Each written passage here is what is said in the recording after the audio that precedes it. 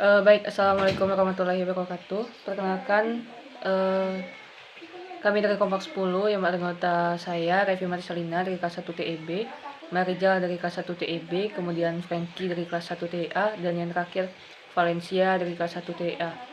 Di sini kami akan membahas materi fisika tentang hukum Biot-Savart-Ampère. Apa itu hukum Biot-Savart? Hukum Biot-Savart merupakan teori turunan dari hukum Oersted. Jika muatan listrik mengalir melalui kawat penghantar konduktor, maka akan timbul pengaruh magnetik di sekitar kawat berarus tersebut. Hukum ini dicetus oleh dua ilmuwan Perancis yang bernama Jean-Baptiste Biot dan Félix Savart, mengemukakan perhitungan lebih lanjut tentang induksi magnetik oleh elemen arus. Secara sederhana, hukum ini menyatakan hubungan antara arus listrik yang mengalir pada suatu lintasan dengan medan magnet yang muncul di sekitar lintas tersebut.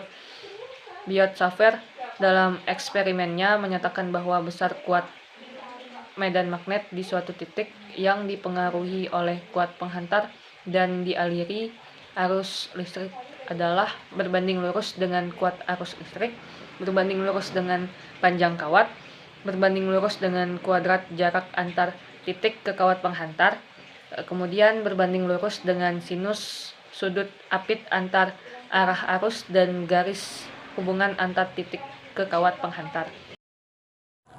Hukum Ampere merupakan turunan dari hukum Gauss. Hukum Ampere merupakan alternatif penyelesaian dalam perhitungan medan magnet. Sebab untuk hukum Biot-Savart sendiri kesulitan bila konduktor dengan bentuk yang rumit dengan contoh seperti kawat melingkar, seperti gambar berikut. Ampere sendiri mencatat bahwa jika seseorang berjalan di sepanjang kawat yang mengandung listrik dari terminal positif ke terminal negatif dengan membawa kapas magnet, maka jarum penunjuk arah utara dari kapas tersebut akan mengarah ke sebelah kiri orang tersebut. Besarnya arus tersebut akan membedakan jarum kompas secara proporsional, yang merupakan suatu pengaruh yang pertama kali dicatat oleh Hans Christian Oersted pada tahun 1819. Sebuah alat yang dikembangkan oleh beberapa peneliti sepanjang tahun 1980-an nantinya akan disebut sebagai galvanometer. Nama galvanometer sendiri merupakan bentuk penghormatan terhadap Luigi Galvani yang mengembangkan teori bahwa otot-otot hewan dapat menghasilkan listrik. Sepanjang dekade pertama abad ke-19, arus listrik sering kali disebut dengan galvanik dan galvanometer merupakan alat yang digunakan untuk mengukurnya. Terima kasih. Selanjutnya akan dilanjutkan oleh rekan saya.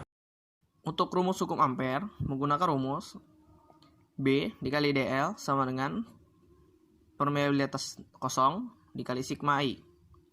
Untuk B sendiri adalah kuat medan magnet pada lintasan tertutup C. dl adalah elemen lintasan ditinjau, permeabilitas, dan sigma I adalah arus listrik total yang mengalir sepanjang lintasan tertutup C. Baiklah, sekian dari kelompok kami. Mohon maaf bila ada salah kata. Saya akhiri. Terima kasih.